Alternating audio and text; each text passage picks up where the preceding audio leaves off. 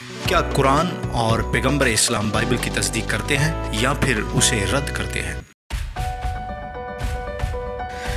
دروازہ وہ اسم ہے جسے لوگ پڑھ کر دیوار سے گزر جاتے ہیں۔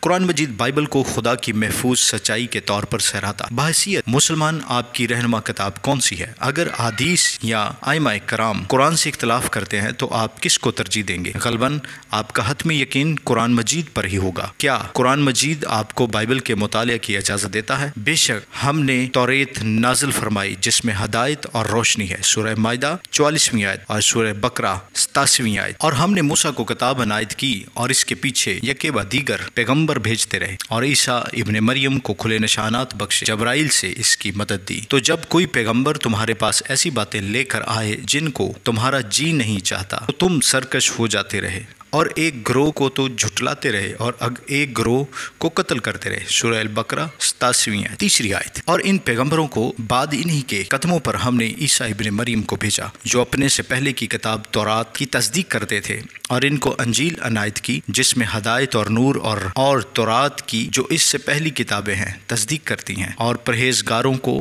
راہ بتاتی ہیں اور نصیحت کرتی ہیں، سورہ المائدہ 46ویں آیت 4 آیت۔ اس نے اے محمد تم پر سچی کتاب نازل کی جو پہلی آسمانی کتابوں کی تصدیق کرتی ہے، اور اس نے تورات اور انجیل نازل کی، سورہ آل عمران 5ویں آیت۔ اور ہم نے تم سے پہلے مردوں ہی کو پیغمبر بنا کر بھیجا تھا جن کی طرف ہم وہی بھیجا۔ اگر تم لوگ نہیں جانتے تو اہل کتاب سے پوچھ لو، سورہ نحل 43ویں آیت 6 آیت۔ اگر تم کو اس کتاب کے بارے میں جو ہم نے تم پر نازل کی ہے کچھ شک ہو تو جو لوگ تم سے پہلے کی اتری ہوئی کتابیں پڑھتے ہیں ان سے پوچھ لو، تمہارے پروردگار کی طرف سے تمہارے پاس حق آ چکا تو تم ہرگز شک کرنے والوں میں نہ ہو اور نہ ان لوگوں میں ہو جو خدا کی آیتوں کی تکذیب کرتے ہیں، نہیں تو نقصان اٹھاؤ گے، سورہ یونس 94 اور 95 آیت۔ اگر آپ مسلمان ہیں تو آپ کے پاس کوئی جواز نہیں کہ آپ بائبل نہ پڑھیں۔ قرآن اس بات کا حکم دیتا ہے کہ آپ بائبل پڑھیں۔ آپ آج ہی بائبل پڑھنے کا آغاز کیوں نہیں کرتے؟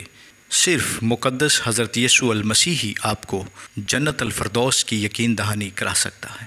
خداوند آپ کو برکت دے، آمین۔